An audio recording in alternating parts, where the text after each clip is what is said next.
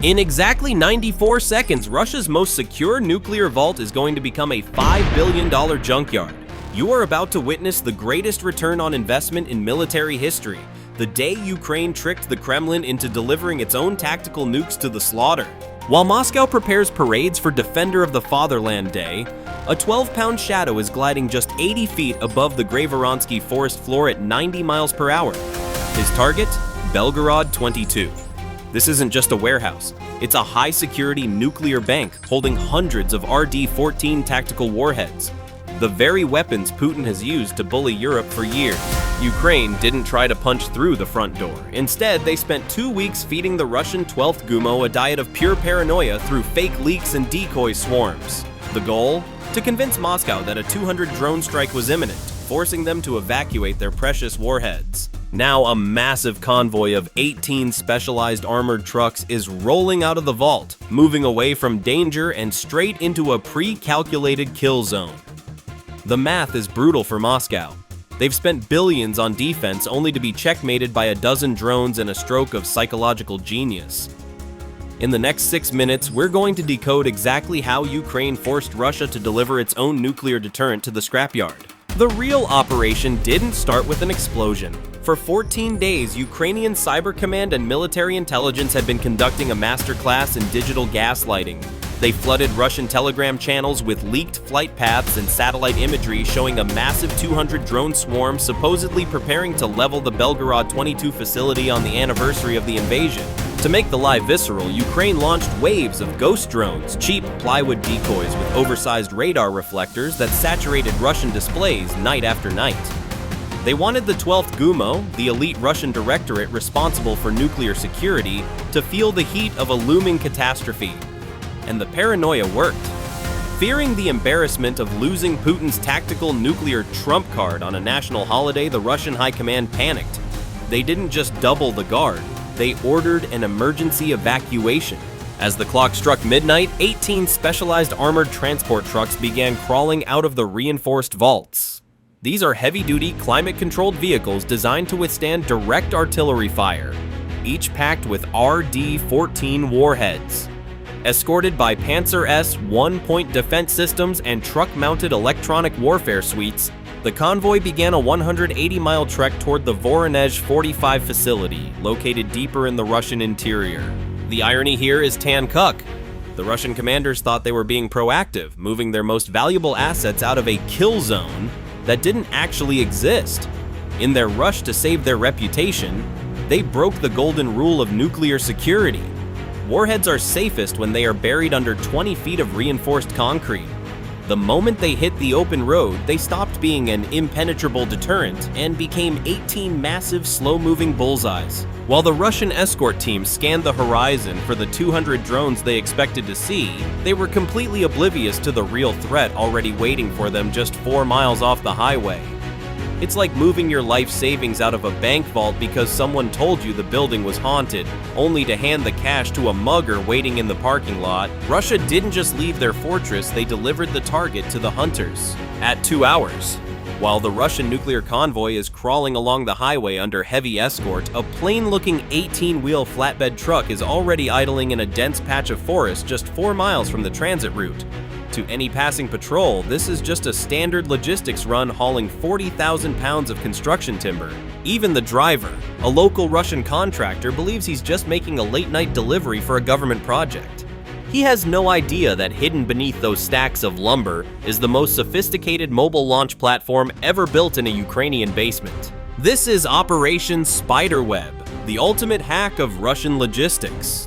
For the Ukrainian operators watching via a secure satellite link, the last 3 hours have been a masterclass in high-stakes gambling. The truck had to pass through 3 separate FSB checkpoints to reach this position. At the second gate, a Russian guard spent nearly 5 minutes circling the vehicle with a flashlight, his hand resting on his AK-74. In the Ukrainian bunker 150 miles away, the operator held his breath, staring at the thermal feed as he whispered, "Stay calm, Ivan, just keep looking at the paperwork." The math of a search is simple. 1 suspicious guard equals a mission failure and a dead end for a $5 million operation. But the FSB, exhausted by 2 weeks of ghost drone alerts, barely glanced at the manifest. They cleared the truck through, effectively providing a military escort for the very weapon meant to decapitate their nuclear command. It's like a bank robber getting the security guards to help him carry the bags of cash to his getaway car because he's wearing a high-vis vest and carrying a clipboard. By 3:15 a.m., the truck reaches its final parking spot in a clearing. With a single remote command from the bunker, the timber on the flatbed begins to shift. It's not wood, it's a precision-engineered mechanical shell. The roof of this wooden cabin slides open silently, revealing a honeycomb of 42 launch tubes. This is the last-mile delivery service from hell. Ukraine didn't need to fly drones 300 miles through Russian air defenses. They just had to hitch a ride on Russia's own supply chain. Moscow essentially paid for the gas, provided the roads, and stamped the permits for their own destruction. It is the ultimate logistical irony. The Kremlin is about to lose its nuclear deterrent to a shipment of construction materials that they themselves cleared for delivery. 6:45 hours. The Russian convoy pulls into the heavy security perimeter of the Voronezh 45 facility. The sun is just beginning to crack the horizon, casting long shadows over the 18 armored trucks. The Russian 12th Gumo soldiers, exhausted after an all-night trek through the snow, finally relax. They believe they have reached the safe zone. The massive 40-ton reinforced concrete vault doors begin to groan open, revealing the cavernous belly of the facility. It is the only time these billion-dollar assets are exposed to the open air. 4 miles away in the hidden truck, the command is sent, "Release the swarm." In a span of just 12 seconds, 42 attack drones roar out of their pneumatic launch tubes. These are 150-pound predators, each carrying a 12-pound tandem-shaped charged warhead. They don't climb into the sky where the S-400s can see them. They stay 50 feet above the tree line, screaming toward the facility at 90 miles per hour. It's a precision-engineered, just-in-time delivery from hell. For the Ukrainian operator, it's like managing a high-frequency trading floor. Every millisecond of flight time is a calculated risk. But the real genius is the distraction. Just as the main swarm enters the final 3 miles, 20 low-cost decoy drones, basically plywood boxes with cheap radar reflectors, pop up from a different direction at 500 feet. To the Russian Pantsir S-1 operators, their screens suddenly look like a broken TV. The automated defense systems go into a frenzy. It's a physical DDoS attack. The Pantsers begin spraying 30mm rounds and launching missiles at $500 pieces of wood, burning through their limited ammunition and processing power on the wrong targets. Inside the Russian command vehicle, the alarm screams across the radio. The commanders are baffled. In the confusion, the primary S-400 radar tries to prioritize 60 simultaneous targets. It's like a server crashing under a massive traffic spike. While the Russians are busy swatting flies, the real assassins are already under the radar horizon, closing the distance at 130 feet per second. The math is now a death sentence. The Russians have 40 seconds to react, and their computers are currently occupied with plywood. The party hasn't just started. The guests are already through the back door. At 7 hours, the electronic landscape around Voronezh 45 suddenly turns into a graveyard. Sensing the threat, the Russian escort commander activates the LIR-3 electronic warfare suite, a truck-mounted monster that pumps out enough RF energy to fry a smartphone from 5 miles away. It's an electromagnetic sledgehammer designed to turn the sky into a dead zone. The effect is immediate and devastating. The radio links to 60% of the Ukrainian swarm don't just flicker, they die. On the operator's screen, dozens of feeds turn to static. It's like your Wi-Fi cutting out during the final seconds of a high-stakes poker game, except the pot is a nuclear arsenal. Simultaneously, the Pantsir S-1 units find their rhythm. The twin 30mm cannons scream at 5,000 rounds per minute, stitching a curtain of steel across the horizon. 8 more Ukrainian drones are shredded into confetti in seconds. The convoy grinds to an emergency halt, soldiers spilling out of vehicles and firing AK-74s wildly into the air. To any observer, the mission looks like a total failure. The Russian commander even grabs his radio, shouting to headquarters that the hobbyist toys have been neutralized. But he's about to find out that neutralized is a relative term. As the radio signals vanish, 12 Queen drones at the heart of the formation don't fall out of the sky. Instead, they activate the mission's ace in the hole, an onboard AI visual navigation suite. These aren't puppets being steered by a joystick anymore, they've just become independent contractors. Using a custom-coded Skynode processor, which has more processing power than 10 iPhone 15 Pros, the drones switch to a preloaded 3D map of the facility. They aren't listening for GPS or radio commands. They are looking at the landscape, matching pixels of the concrete vaults and truck silhouettes to their internal memory. It's like Tesla's full self-driving mode, but optimized for a high-speed assassination. To compound the chaos, a second logistics truck parked 2 miles away opens its roof. 6 massive decoy swarms, essentially high-intensity flares with wings, burst into the air. They don't carry explosives, but they emit a thermal signature so bright they look like F-16 engines to the Russian heat seekers. The Pantsir computers, already struggling with the AI-driven ghosts, are now forced to play a lethal game of whack-a-mole.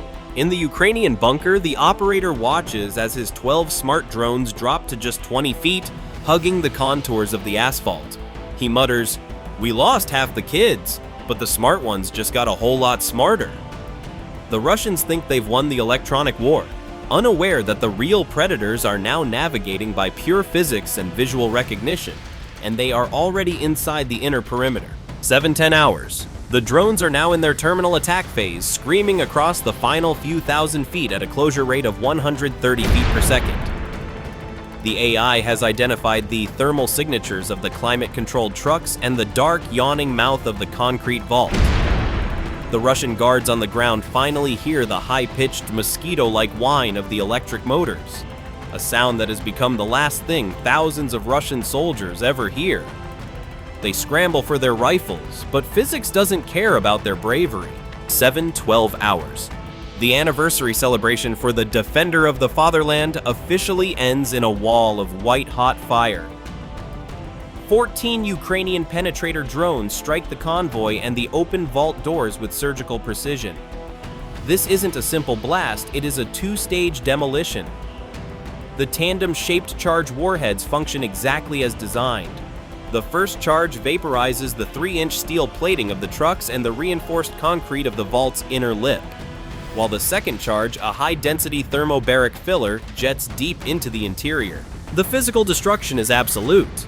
The initial detonations generate an overpressure wave of 280 pounds per square inch, a force so massive it treats heavy armored steel like wet cardboard. Within a 600-foot radius, the shockwave obliterates everything. Now let's be clear about the physics. This was not a nuclear explosion. An RD-14 warhead requires a hyper-precise, nanosecond-timed conventional trigger to go critical. Instead, what happened was a catastrophic sympathetic detonation of the warhead's conventional high-explosive lenses and the truck's fuel tanks. Between 40 and 70 nuclear warheads were instantly converted into a mangled radioactive soup of twisted plutonium and burning titanium. A pillar of oily black smoke rises 2,000 feet into the Russian sky, visible from 30 miles away. The strategic fallout is even more tan-cucked than the fire.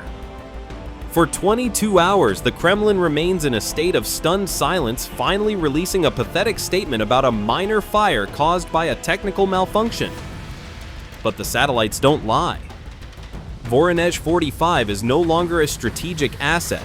It is a poisoned, hollowed-out tomb.